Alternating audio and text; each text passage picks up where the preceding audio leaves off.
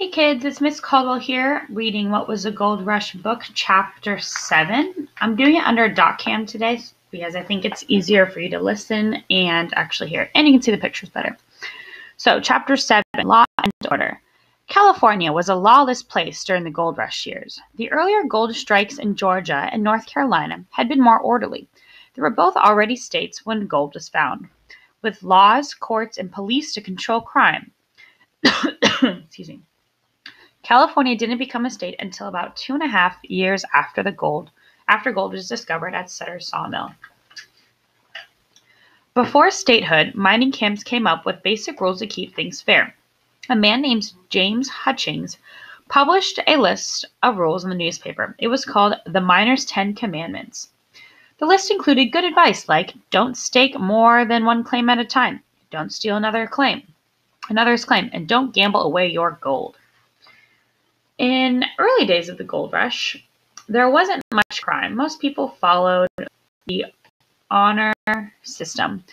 A miner could safely leave his gold in his tent. It probably wouldn't get stolen.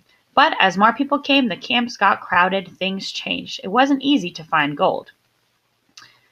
There were more competition. Some miners got worried and greedy. Their families back home were counting on them to strike it rich. So they stopped following the rules. If they got really desperate, they might cheat, steal, or kill for gold. When a fellow miner wasn't around, they'd prospect his claim. This was called claim jumping. It was one of the most serious crimes. Not all trouble in the camps was caused by miners. Criminals also came west. And in California, no one knew about their past. They'd start committing crimes all over again. The camps got more and more dangerous. At first, most claims had been along the rivers. When those were taken, prospectors moved into the mountains. Now they were far away from the busy camps. There was no one to help if a miner was robbed or attacked. Prospectors took the law into their own hands. They decided among themselves whether someone was guilty of a crime. There was usually no trial, but if there was, it was quick and unfair. Rule breakers were treated harshly. The softest punishment was banishment from the camp. Worst punishment included whipping, branding, or cutting off an ear. Worst of all, death by hanging. If there are many hangings in Hangtown, that is where the camp got its name. As time went on, miners who hadn't found as much gold got angry and frustrated. They blamed miners who came from other countries. They thought it wasn't fair for foreigners to be allowed to prospect in the United States. Only U.S. citizens should be allowed to hunt for gold, they said. Their protests resulted in the Foreign Miners Tax in 1850. Miners who came from outside of the United States now had to pay a lot of money for licenses. Picture. In 1848, there were 3 people from China and California. By 1842, there was about 20,000. They called California Gumshan, which meant Gold Mountain. Chinese miners worked hard. They were good at their jobs, but they were treated unfairly. In some places, Chinese were only allowed to mine abandoned claims. These were worthless mines others had given up on. Even so, Chinese workers still often managed to find gold in them.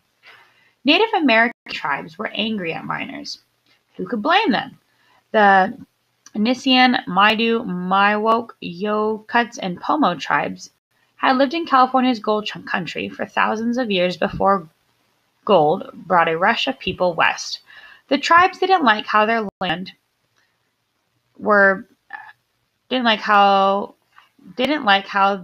and their land were being treated. For instance, newcomers shot buffalo for their hides or just for fun. Prospectors didn't take good care of the land.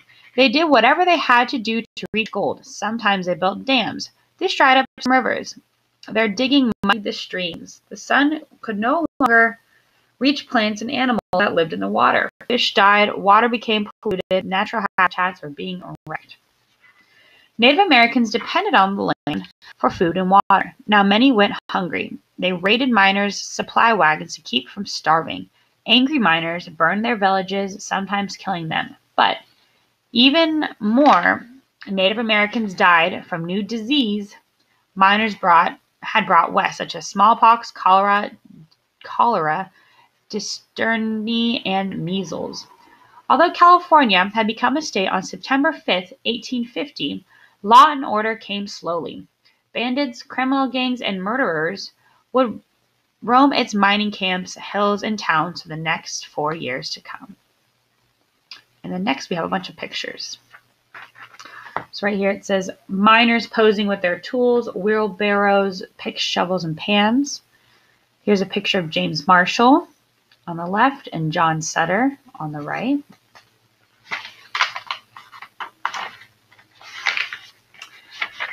Top photo is a group of miners. Bottom, John Sutter's letter sharing news of the gold. Fancy handwriting. Relaxing miners at a saloon on the top. So when they weren't working. And miners at work at the bottom. Sunday morning, this was kind of their day of rest. Scenes of what miners might have done on Sundays. In 1849, advertisement listing prices for passage to San Francisco. So these were ads that they used. For San Francisco Direct, $75. That'd be like the lowest class.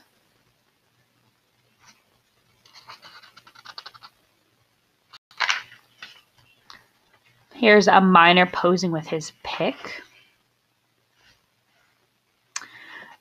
This is one of the first how-to books for miners. 25 cents. Here's another advertisement for passage to California.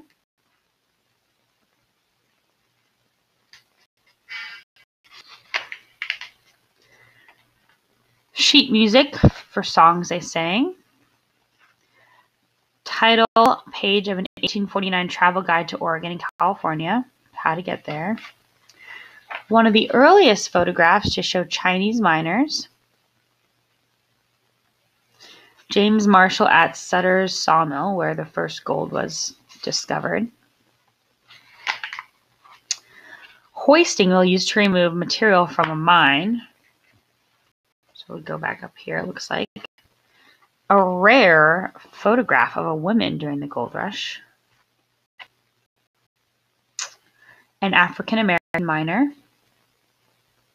A few more pictures. Home to immigrants, Telegraph Hill, San Francisco during the gold rush. So an old picture of San Francisco. Coin featuring a 49er. Gold nugget believed to be the first piece of gold found at Sutter's Sawmill. Here we have the miners' 10 Commandments. Very small. And this is a photograph of San Francisco Harbor in 1850.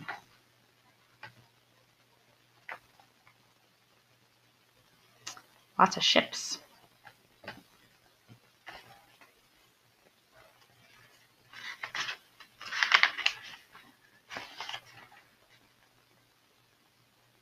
San Francisco newspaper announcing gold found. There's James Marshall's map of the gold site. Alrighty.